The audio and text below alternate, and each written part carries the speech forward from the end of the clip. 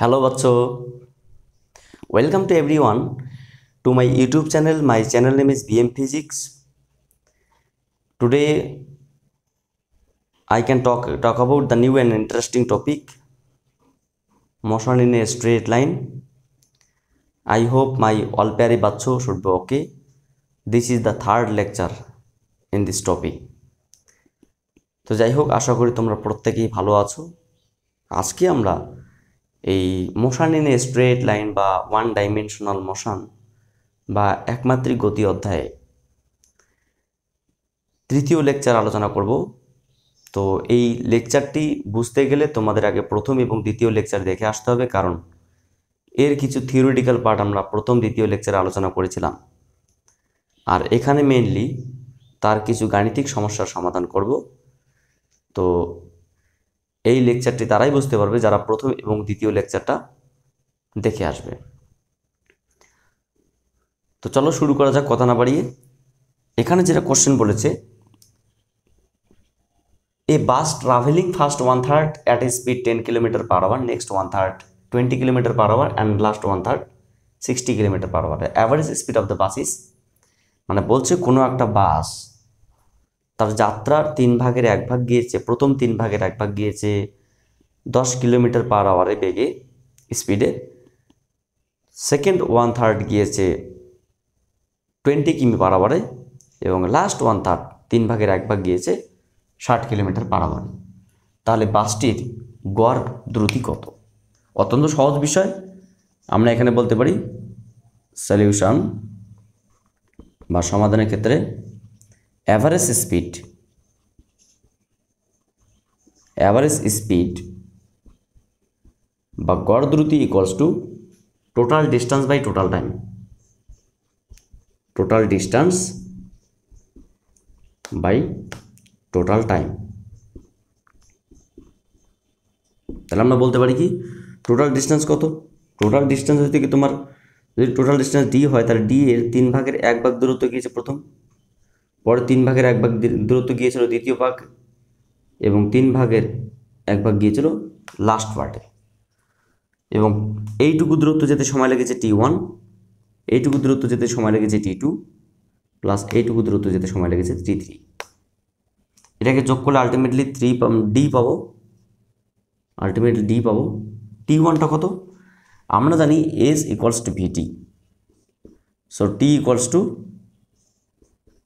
S by V। তাহলে আমরা বলতেই পারি যে D/3 দূরত্ব গিয়েছে V1 বেগে, that means D/3 into 10, that means D/30। তাহলে আমরা বলতে পারি যে S ইকুয়াল টু VT, তাহলে S বাই V। প্রথমে যে সময়টা লেগেছে সেটা কত? D/3 দূরত্ব গিয়েছে 10 km/h, পরবর্তী D/3 দূরত্ব গিয়েছে 20 km/h, এবং পরবর্তী D/3 দূরত্ব গিয়েছে 60 km/h। তা আমি যদি এখান থেকে D/3 কমন নিতাম উপর এবং নিচে, তাহলে এখানে তোমার D/3 ছিল, ঠিক আছে, এখানে D/3 ছিল, এখানে তোমার D/3, তাহলে আলটিমেটলি D/3 যদি আমি কমন নিতাম তাহলে তারা তো 1 + 1 + 1, ঠিক আছে। এখানে D/3 যদি কমন নিতে কেটে যাবে, তাহলে কী দাঁড়াবে? উপরে 3 বাই নিচে 110, 120 প্লাস 160। এটাকে সলিউশন করলে যেটা দাঁড়াবে সেটা হলো,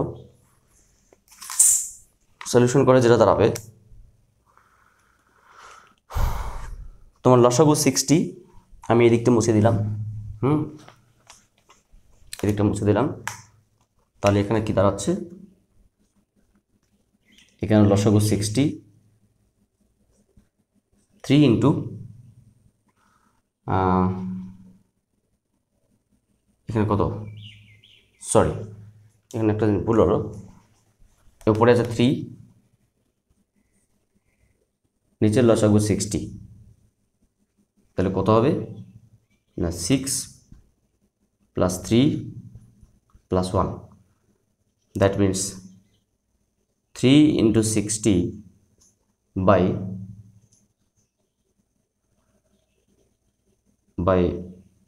10, so 3 6 18 kilometre per hour, 18 kilometre per hour. Option number C is the correct answer. আশা করি বুঝতে পারবে, কিছুই নেই, just total distance by total time করে যেটা আসবে সেটাই। চলো পরবর্তী ম্যাথামেটিক্স যেটা বলছে, a car covers the first half of the distance between two places at 40 km per hour and another half 60 km per hour. The average speed of the car is, বলছে কোনো একটা গাড়ি তার যাত্রার দুটো জায়গার মধ্যে তার যাত্রার প্রথম অর্ধেক পথ গিয়েছিল 40 কিমি পার আওয়ারে এবং লাস্ট অর্ধেক পথ গিয়েছে 60 কিলোমিটার পার আওয়ারে। তার গড় দ্রুতি কত? তাহলে তো গড় দ্রুতি কী হবে? সলিউশন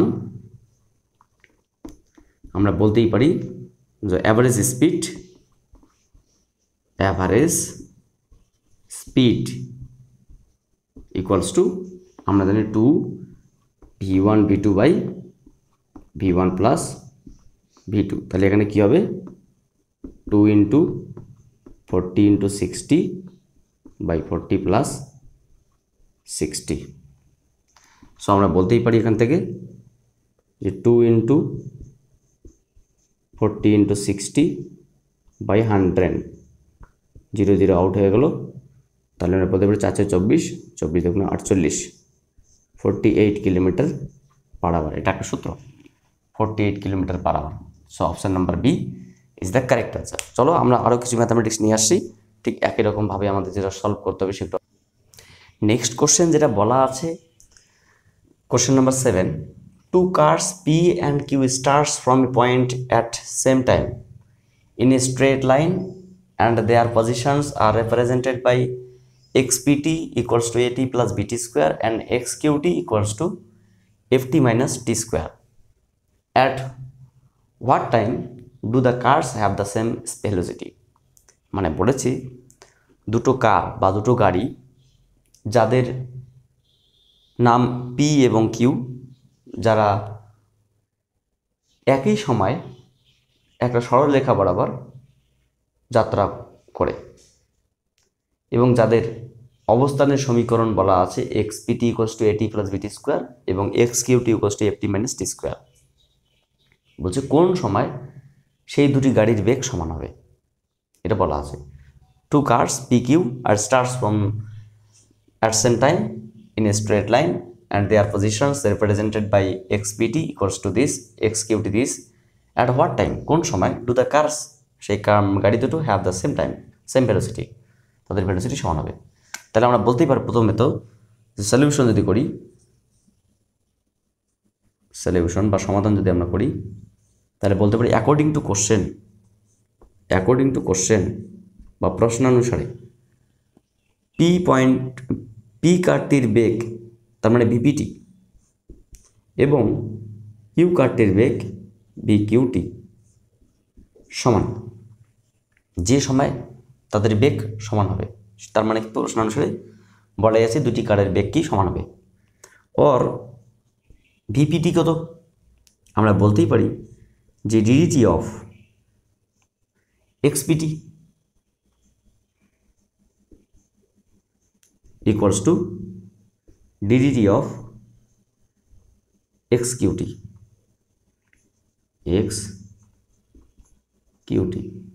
তো এটাকে আমরা ডেরিভেটিভ করলে কি পাবো? এটাকে আমরা ডেরিভেটিভ করলে যেটা পাবো a plus 2bt equals to f minus 2t। টিগুলোকে যদি আমরা একদিকে নিয়ে আসি কী পাবো আমরা? টিগুলোকে একদিকে নিয়ে আসলে আমরা লিখতে পারি 2bt minus 2t plus 2t equals to F minus A. So T যদি কমন নেই তাহলে যেটা দাঁড়ালো 2b ও 2t কমন নিলে B plus T, B plus 1 equals to F minus A. So আমরা এখান থেকে লিখতেই পারি T equals to f minus a by 2 into b plus 1. So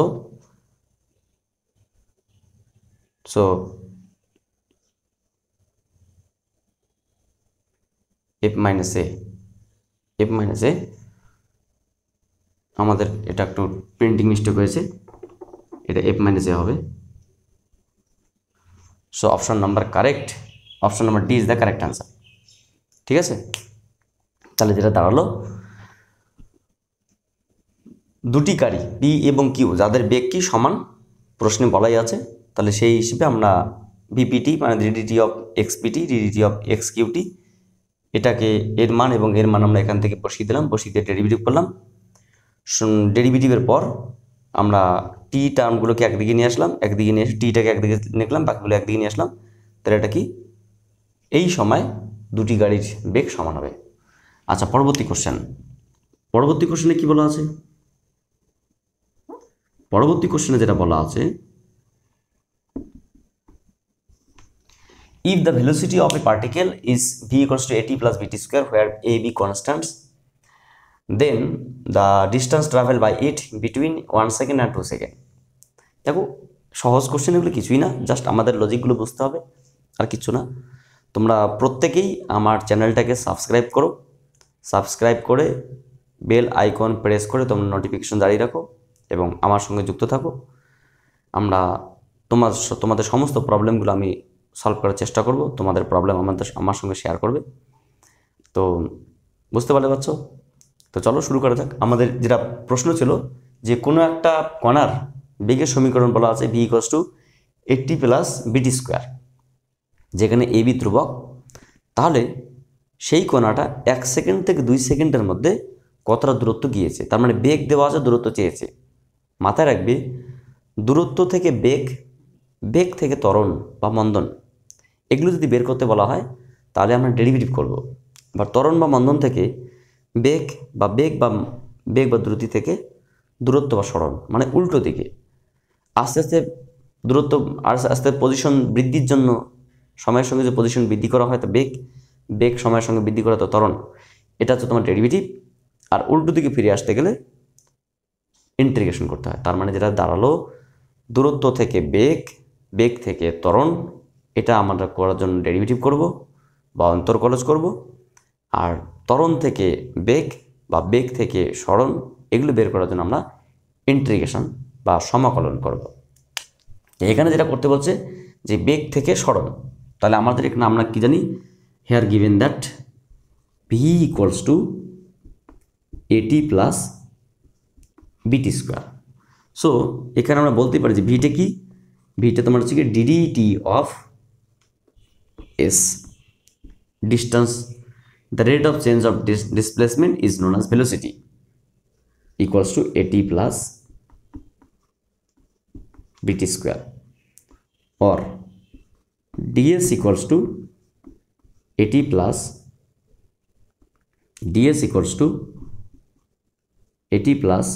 bt square into dt. So taking integration both sides with respect to time, তাহলে আমরা বলতে পারি উভয় দিকে আমরা যদি সমাকলন করি ds equals to integration adt plus bt square into dt। তাহলে এটা ইন্টিগ্রেশন করলে কি পাবো আমরা, না এটা ইন্টিগ্রেশন করলে আমরা পাবো s। কেন? আমরা জানি integration of x two the power n dx equal to x to the power n plus 1 by n plus 1 plus c. যদি লিমিট থাকে তো সি হবে না, লিমিট না থাকে তাহলে আপার লিমিট লোয়ার লিমিট না থাকে তাহলে একটা ধ্রুবক হবে। যদি এটা হয় তাহলে আমরা বলতেই পারি যে এক্স ডিএক্স এর ইন্টিগ্রেশন কী হবে, কিছু নেই মানে 1 আছে, মানে x square by 2 plus c. তাহলে আমরা বলতেই পারি শুধুমাত্র ডিএক্স কত, এখানে কিছু নেই মানে এক্স টু দি পাওয়ার 0 আছে, তাহলে বলতে পারি x to the power 0 plus 1 by 0 plus 1 plus c, that means just x plus c. তাহলে আমরা বলতে পারি ডিএস যদি এক্স প্লাস সি হয় তাহলে ডিএস ইকুয়াল টু কত হবে এস। এখানে লোয়ার লিমিট কত 1 আর আপার লিমিট কত 2, মানে 1 সেকেন্ড থেকে 2 সেকেন্ডের মধ্যে কণা কতটা দূরত্ব গিয়েছে। তাহলে এখানে আমরা বলতে পারি AT dt lower limit 1 to 2 plus BT square DT 1 to 2, যেখানে AB ধ্রুবক বেরিয়ে গেল, তাহলে আমরা এখানে বলতে পারি যে A একটা ধ্রুবক বেরিয়ে গেল, তাহলে T স্কোয়ার বাই 2, যেখানে lower limit 1 upper limit 2 plus B বেরিয়ে গেল T cube by 3 lower limit 1 upper limit 2। তাহলে আমরা কি করতে পারি, আমরা এখানে যেটা করতে পারি A বাই 2 আমরা কমন নিলাম, কত 2 square minus 1 square upper limit minus lower limit plus B by 3 upper limit minus lower limit. এটা কত এক্স্যাক্টলি, এটা এক্স্যাক্টলি হচ্ছে তোমার S equals to A by 2 into 3 plus B by 3 into 7। তাহলে আমরা বলতে পারি 3 by 2A plus 7 by 3B। So option number A is the correct answer. তো আশা করি প্রত্যেকে বুঝতে পেরেছো। সহজ কোশ্চেন, কিছুই না, জাস্ট আমাদের কিছু প্রসেস অবলম্বন করতে হবে, তাহলে অঙ্কগুলো হয়ে যাবে। তো চলো পরবর্তী ম্যাথামেটিক্স আমাদের কি রয়েছে একটু দেখি। কিচ্ছু নেই, একটু জাস্ট দেখো, হয়ে যাবে। পরবর্তী কোশ্চেনে যেটা বলা আছে, the displacement x in metre of a particle mass m in kg moving in one dimension under the action of a force is related to time t in second by t equals to root over of x plus 3, the displacement of the particle when its velocity is 0 will be। তাহলে এখানে যেটা বলা আছে যে কোনো একটা কণার সরণ মিটার এককে, ভর কেজি এককে, সময় সেকেন্ড এককে প্রকাশ করা হচ্ছে, যেটা একমাত্রিক দিক বরাবর গতিশীল হচ্ছে এবং যার সময় এবং সরণ সম্পর্কিত সমীকরণ দেওয়া আছে t equals to root over of x plus 3। বলছে the displacement of the particle when its velocity is 0 will be, কোনটা হবে, যখন বলছে কণাটার বেগ যখন শূন্য হবে তখন সেই সময় কণার দূরত্ব কত হবে। তাহলে x মিটার এককে, m কেজি এককে এবং t সময় এককে গতিশীল কোনো একটা কণা একমাত্রিক দিক বরাবর, যার সময় এবং দূরত্বের সমীকরণ t equals to root over of x plus 3, কোন সময় যখন তার বেগ শূন্য তখন সেই কণাটার অতিক্রান্ত দূরত্ব কত। তাহলে আমরা এখান থেকে বলতেই পারি সলিউশন, আমরা এখান থেকে বলতেই পারি যে নাকি এখানে কী দেওয়া আছে, time t equals to root over of x plus 3। তাহলে এখান থেকে আমরা যদি এক্সটাকে একদিকে নিয়ে আসি তাহলে কী হবে, root over of x equals to t minus 3।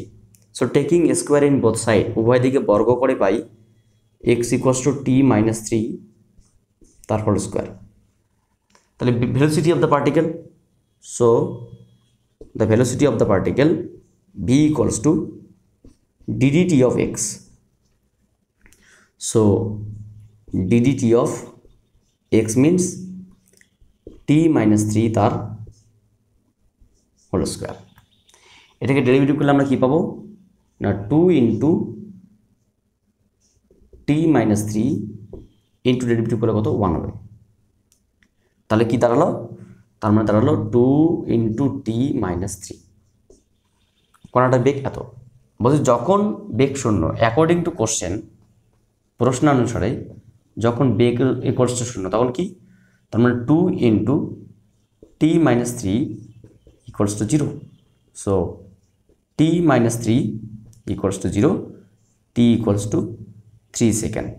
যখন কণাটার সময় 3 সেকেন্ড তখন কণার বেগ শূন্য এবং তখন কণার সরণ কত।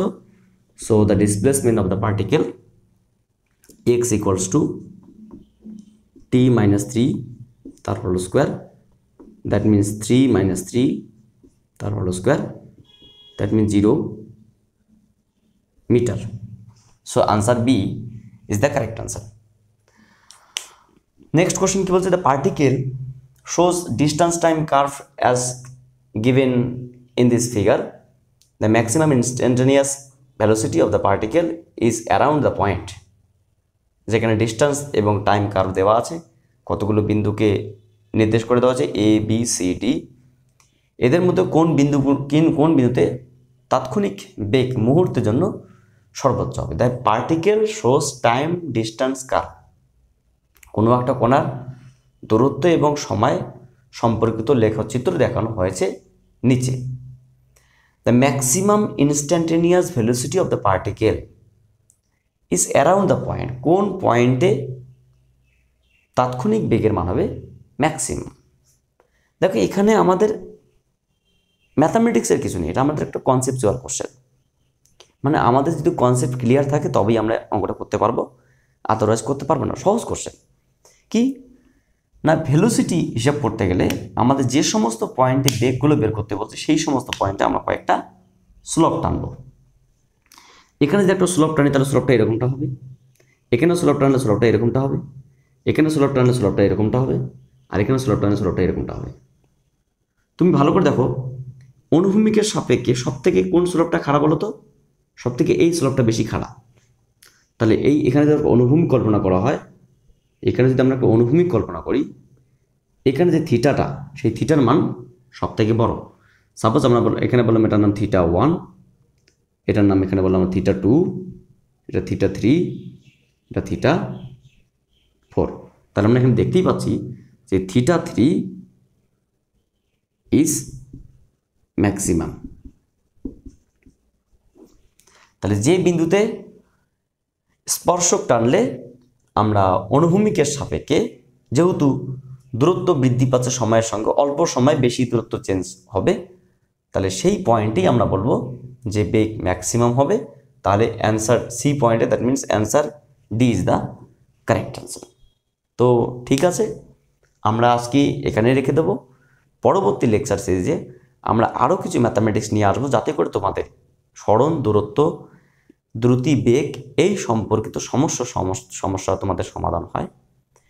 তো চলো এখানে আমরা রাখছি। Thank you for watching my video and wait for my next class.